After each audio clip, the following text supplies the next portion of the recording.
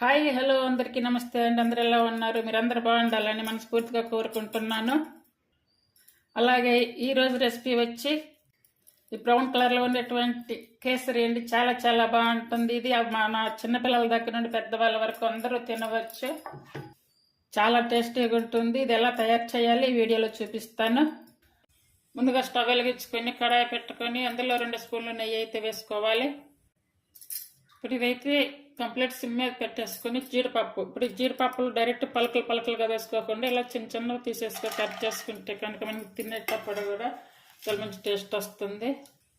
అలాగే కొన్ని కిస్మిస్లు వేసుకోవాలి. జీడిపప్పు అనేది మరీ ఎర్రగా అయితే రానవసరం లేదు, కొంచెం అవి వేగితే చాలు. ఇప్పుడు లాస్ట్గా పచ్చగింజలు వేసుకోవాలి. పచ్చగింజలు వేసుకున్నాక ఎక్కువసేపు ఉంచొద్దు, అవి పట్లాడుతూ ఉంటాయి. ఇప్పుడు స్టవ్ ఆపేసుకోవాలి. చూసారు కదా, ఇలా వచ్చాక తీసి పక్కన ప్లేట్లో పెట్టేసుకోవాలి.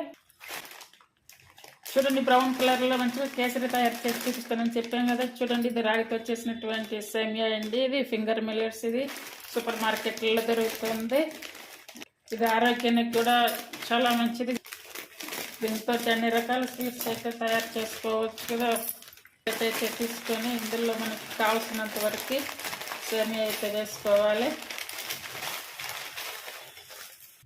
ఇప్పుడు ఇదంతా కూడా ఇలా చిన్న చిన్న పీసెస్గా చేసుకోవాలి.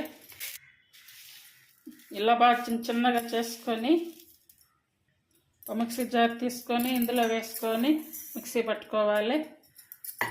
చూడండి, ఇలా పట్టుకోవాలి. అంటే మరి మెత్తగా అయితే కాదు, కొంచెం ఇలా బరక్గా అంటే కొంచెం రవ్వలాగా అలా పట్టేసుకొని.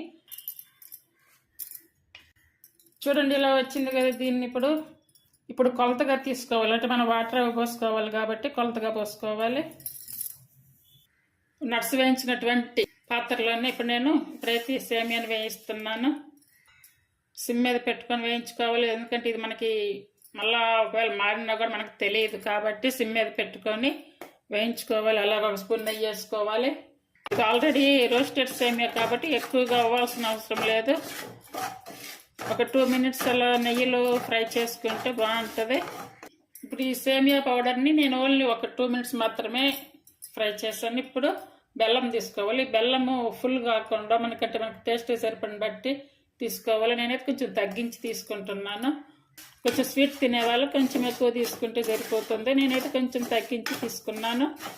ఇదంతా కూడా సేమియా రవ్వతోటి కలిపి బెల్లం కరిగించుకోవాలి. ఇదే పద్ధతిలో షుగర్ వేసి కూడా చేసుకోవచ్చు. షుగర్ కన్నా బెల్లం ఆరోగ్యానికి చాలా మంచిది కాబట్టి రాగి పిండి అలాగే బెల్లం 2 కాంబినేషన్తో మంచి ఆరోగ్యాన్ని ఇచ్చేటువంటి కేసరి ఇది. చాలా చాలా బాగుంటుంది టేస్ట్. ఇప్పుడు బెల్లం కరుగుతూ ఉంది కదా. ఇప్పుడు ఈ కప్పుతోటి నేను ఇది సేమియా తీసుకున్నాను, అదే కప్తోటి మళ్ళీ బెల్లం కూడా తీసుకున్నా. ఇప్పుడు వాటర్ తీసుకుంటున్నాను. వాటర్ వచ్చేసి 3 కప్స్ అయితే తీసుకుంటున్నాను. ఇంత వేయించడం తీసి పక్కన పెట్టడం అట్లా లేకుండా మొత్తం ఒకటే బత్తలో చూపిస్తున్నాను. ఇప్పుడు 3 అయితే పోసుకున్నాను, అంటే 3 కప్స్. ఇప్పుడు ఇదంతా కూడా మంచిగా కరిగించుకోవాలి. అలాగే వాటర్ కూడా మరగాలి. ఇప్పుడు వాటర్ మరగాలి కాబట్టి ఫుల్ ఆన్ మీద పెట్టేసుకోవాలి. చూడండి, ఇదైతే బాగా మరుగుతుంది. మరిగే టైంలో కూడా మనం దగ్గరే ఉండి కలుపుకుంటూ ఉండాలి. బెల్లంలో పీచులు అలా ఉంటూ ఉంటాయి. ముందుగా కరిగించి అలా ఫిల్టర్ చేసుకోవచ్చు. లేదు మంచిగా ఉంటే కనుక డైరెక్ట్గా వేసేసుకోవచ్చు.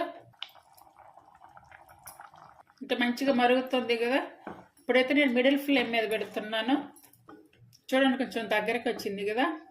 ఇలా దగ్గరకు వచ్చిన టైంలో కొంచెం నెయ్యి దగ్గర పెట్టుకొని నెయ్యి వేసుకుంటూ ఉడికించుకోవాలి.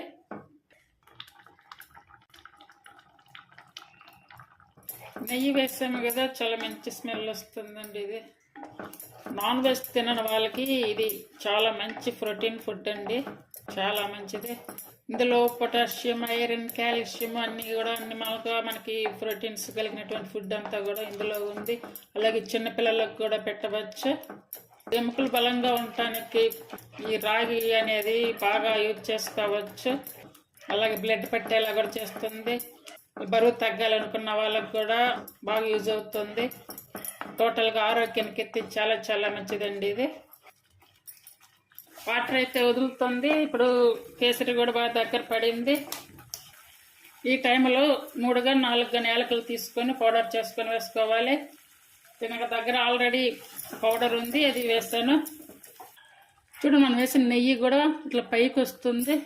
ఈ టైంలో స్టవ్ ఆపేసుకోవాలి. ఈ నట్స్ ఉన్నాయి కదా, ఈ నట్స్ కంప్లీట్గా స్టవ్ ఆపేసుకున్నాక వేసుకోవాలి. ఇదంతా కూడా బాగా కలపాలి. ఇలా ఉన్నందుకు కనుక తీసుకుంటే మనకి కేసరి కూడా బాగుంటుంది, తినేదానికి కూడా బాగుంటుంది. ఇలా ఉంటే కనుక రాగి ఫ్లేవర్తో చేసినటువంటి ఏ ఐటమ్ కూడా చిన్నపిల్లల దగ్గర నుండి పెద్దవాళ్ళ వరకు అందరూ కూడా తినొచ్చండి. ఎలాంటి అనారోగ్య సమస్యలు అయితే ఉండవు. ఇప్పుడు కంప్లీట్గా అయిపోయింది కదా, ఇదైతే ఒక సర్వింగ్ బౌల్లోకి తీసుకోవాలి. స్వీట్ కూడా బాగా సరిపోయింది. ప్లీజ్ ఈ రెసిపీ మీకు నచ్చినట్టయితే లైక్ చేయండి, షేర్ చేయండి, అలాగే సబ్స్క్రైబ్ చేయండి, ఛానల్కి సపోర్ట్ చేయండి. అలాగే నా ఛానల్కి సపోర్ట్ చేస్తున్న అందరికి కూడా చాలా చాలా థ్యాంక్ యూ అండి. కొత్తగా నేర్చుకునే వాళ్ళకి కూడా అంత కష్టం కాదండి. ఇది పైన ఇలా కొంచెం షుగర్ పౌడర్ని ఇలా ఇలా ఇలా పైన కొంచెం ఇట్లా స్ప్రెడ్ చేసేయండి, చాలా బాగుంటుంది. ఇలా ట్రై చేసి చూడండి, అందరికి కూడా చాలా టేస్టీగా అనిపిస్తుంది. అందరూ ట్రై చేయండి. Thank you for watching.